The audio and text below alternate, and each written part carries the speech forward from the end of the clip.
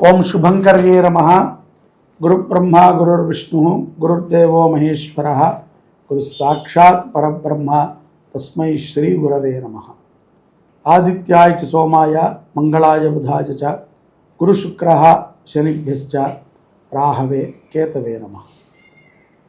निखिल श्रेयोदायिनी सर्वकार्य सिद्धिप्रदा परब्रह्म स्वरूपिणी शुभंकरी नमोस्तुते।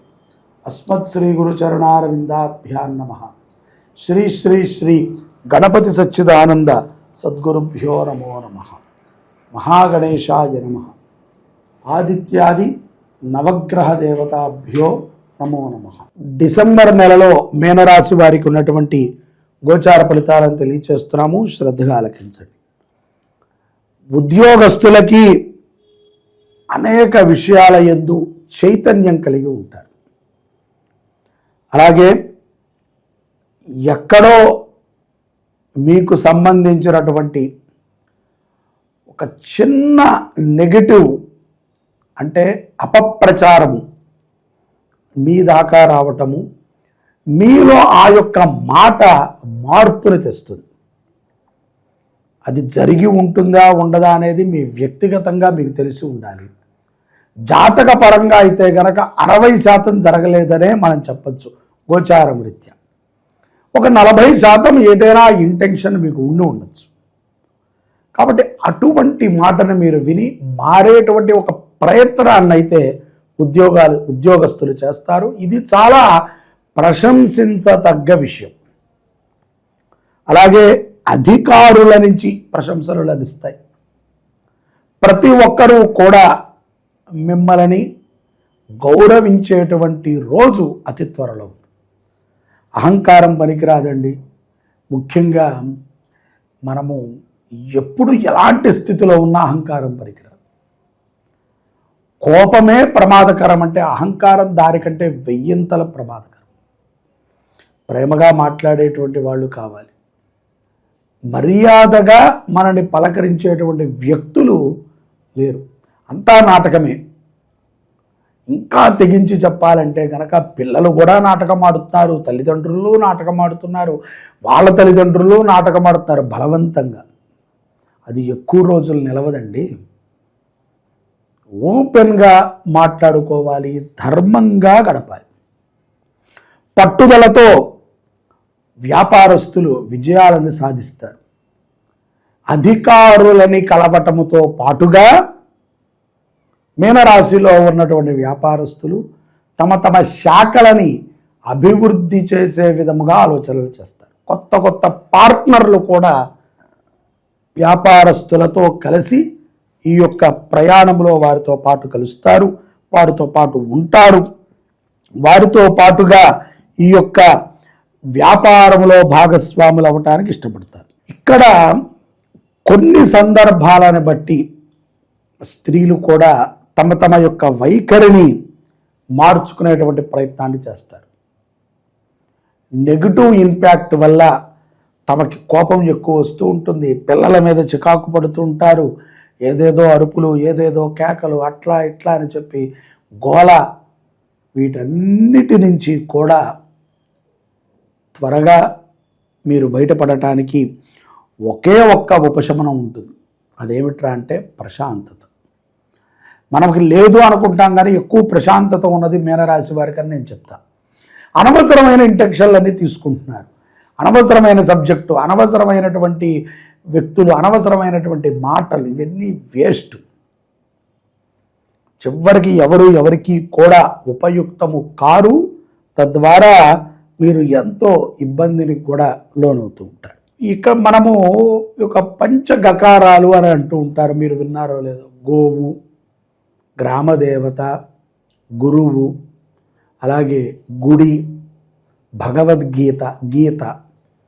ఈ యొక్క పంచగకారాలు అంటారు. దీంట్లో మొట్టమొదటిది గోవు. దాని నుంచి మళ్ళీ ఒక 5 ఉద్భవించాయి. అలాగే గుడి, దాని నుంచి మనకి ఎంతో జ్ఞానం ఇచ్చింది. సో ఈ ద్వితీయార్థములో మంచి పరిశోధనని చేయడానికి ప్రయత్నం చేయండి. సనాతన ధర్మం గురించి పూర్తిగా అవగాహనని తెచ్చుకోండి. విదేశాలలో ఉన్నటువంటి మీనరాశి జాతకులు అయితే కనుక ఈ ప్రయత్నం ఆల్రెడీ గోచారం రీత్యా చేస్తూ ఉండాలి. వారికి ఏదైనా మంచి అవగాహన కూడా కలిగి ఉంటుంది. సదస్సులను పెడతారు, ప్రముఖులని కలుస్తారు, ఎంతోమంది వేత్తలతో మాట్లాడుతూ ఉంటారు. వారికి తోచిన విధంగా ధర్మ సేవని చేయటానికి మీనరాశి జాతకులు ముందుకు వస్తారు. ఆరోగ్యం పట్ల శ్రద్ధను తీసుకోండి. భార్య ఆరోగ్యము కోసమై మీనరాశి జాతకులు కొంత చింతిస్తారు. వారి కోసమై కొంత ఏదైనా పెద్ద పెద్ద విషయాల కోసం ఉంటే మీరు దానికి తగు నిర్ణయాలను తీసుకుని ముందుకు సాగండి. స్వజాతకాన్ని మీనరాశి జాతకులు ఒకసారి పరిశీలన చేసుకుని జాతకంలో ఏవైనా దోషాలు ఉంటే వాటి పరిహారాన్ని తక్షణమే ఆచరణ చేయండి. ఆలస్యం చేయకండి. ఉన్న పళంగా ఉద్యోగం ఊడిపోతుంది కొంతమందికి. ఎందుకంటే ఈ ద్వితీయార్థములో కొన్ని ప్రవేశ మార్గాల్లో రివర్స్ వస్తూ ఉంటాయి.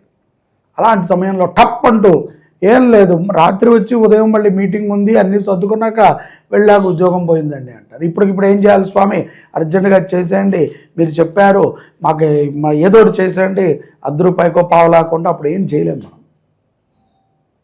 కాబట్టి అన్ని స్థితులు బాగున్నప్పుడు నిరంతరము నవగ్రహాలని ఆరాధన చేయండి. ఇది ఈ నెలలో జరగకపోతే నెక్స్ట్ మంత్ ఆపై మంత్ జరగచ్చు కదా. ఉద్యోగమే కదా ప్రాణాహుతి అయిపోయింది ఇప్పుడు మనకి. అది లేకపోతే తిండే లేదు, అది లేకపోతే గౌరవమే లేదు, అది లేకపోతే మనమే లేవు. కాబట్టి ఉద్యోగం అనేటువంటి చాలా ప్రధాన అంశం అయిపోయింది. ఇక్కడ ద్వితీయార్థంలో ఇంకొక మంచి మార్పు కూడా ఉంది.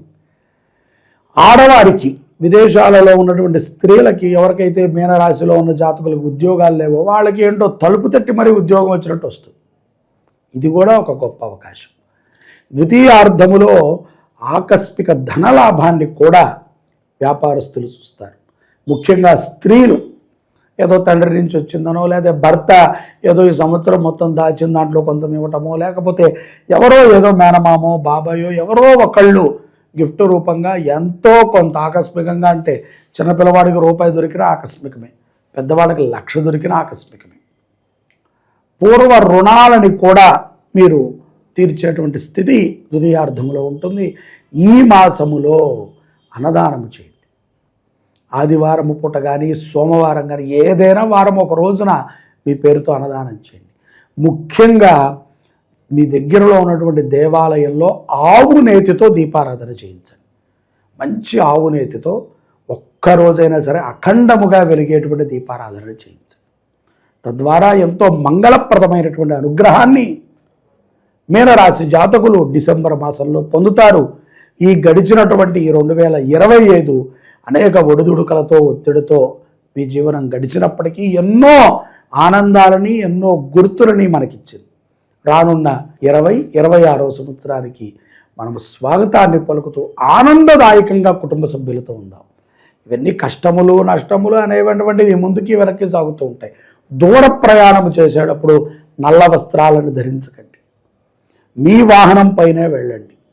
ఇతరుల వాహనాన్ని తీసుకుని వెళ్ళేటప్పుడు కొంత బయలుదేరే సమయాన్ని వాటిని చూసుకొని బయలుదేరండి. శుక్రవారము పూట అమ్మవారి దర్శనాన్ని స్త్రీలు కంపల్సరిగా చేయండి. కంపల్సరిగా వివాహం అయినా అవ్వకపోయినా ఎవరైతే ఆడవాళ్ళు ఉన్నారో అందరూ శుక్రవారము పూట డిసెంబర్ మాసంలో అమ్మవారిని దర్శనం చేయటం ద్వారా దృష్టి దోషముల నుంచి బయటపడతారు. శుభ పరిణామాలను మీరు పొందాలని భావిస్తూ మీ అందరికీ కూడా మంగళము కలుగుగాక. శివాయ గురవే నమః. ఈ యొక్క మార్గశిర మాసము చాలా విశేషమైనటువంటిది. ఈ యొక్క మార్గశిర మాసములో ఆరుద్ర నక్షత్రము మరింత గొప్ప విశేషమైనటువంటిది. డిసెంబర్ 7వ తారీఖు ఆరుద్ర నక్షత్రం. ఈ రోజున శివుడు జన్మించినటువంటి, అంటే శివుడిని బ్రహ్మ విష్ణువు పరమేశ్వరుడిగా గుర్తించినటువంటి రోజు. దీనికి చరిత్రలో చాలా గొప్ప పురాణాన్ని నిక్షిప్తం చేసి పెట్టారు. శివ పరంపర ప్రారంభమైనది ఎప్పుడయ్యా అంటే మార్గశిరములో వచ్చినటువంటి ఆరుద్ర నక్షత్రం. ఆ నక్షత్ర ప్రమాణం, అందుకనే ఇది శివుని యొక్క జన్మ నక్షత్రము అంటారు. ఇప్పుడు ఒక్క శివరాత్రి మనము జాగారం ఉండి శివనామస్మరణ చేస్తేనే కోటి జన్మ కృతం పాపం అంటున్నాం. అలాంటిది మార్గశిర మాసములో ఆరుద్ర నక్షత్రము రోజున శివ దర్శనము చేసిన, శివ స్మరణ చేసిన, శివుడికి అర్చన చేసిన, శివాభిషేకాన్ని చూసిన, శివుని యొక్క నామాన్ని విన్నా మనకి పునః భూలోకం మీదకి వచ్చే అవకాశం లేదు. ఎందుకంటే అంత గొప్ప పుణ్యం. మార్గశిర మాసములో ఆరుద్ర నక్షత్రానికి అంత పుణ్యం. అటువంటిది శ్రీ శుభంకరి దేవస్థానంలో డిసెంబర్ 7వ తారీఖున స్వామివారికి ఉదయం ఏకాదశ రుద్రాభిషేకాన్ని చేస్తున్నాం మహాన్యాసపూర్వకంగా. దానితో పాటుగా నందీశ్వరుడికి కూడా చేస్తాం. దానితో పాటుగా స్వామివారికి విశేషమైనటువంటి అన్నార్చన కార్యక్రమాన్ని 7వ తారీఖు చేస్తున్నాం. మార్గశిర ఆరుద్ర నక్షత్రము డిసెంబర్ 7వ తారీఖు అన్నార్చన, ఏకాదశ రుద్రాభిషేకము, మృత్యుంజయ సహిత రుద్ర హోమాన్ని మన దేవాలయంలో మనం చేసుకుంటున్నాం. ప్రతి ఒక్కరూ మీ దేవాలయాల్లో కుదిరితే చేయండి, లేకపోతే ఇక్కడ మీ గోత్రనామాలు నమోదు చేసుకోండి. 516 రూపాయలు కడితే ఇంత కార్యక్రమం మన పేరు మీద జరుగుతుంది. అందరూ ప్రతి ఒక్కరూ కూడా అవకాశం ఉన్నవాళ్ళు 516 చెల్లించటం, మన పేరును నమోదు చేసుకుంటాం. మన యొక్క శుభంకరి ఫేస్బుక్లో లైవ్ పెడతారు, మన భక్తి సమాచారం వాళ్ళు కూడా లైవ్ ఇస్తారు. అందరూ ఆ రోజు శివదర్శనం చేయాల్సిందే, ఆ రోజు శివదర్శనం చూడాల్సిందే.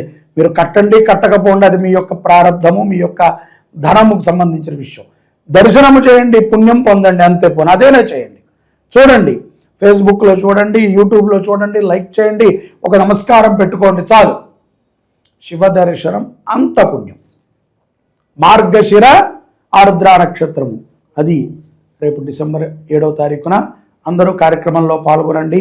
పరమేశ్వరుడి యొక్క సంపూర్ణ అనుగ్రహాన్ని పొందండి. జై శుభంకరి.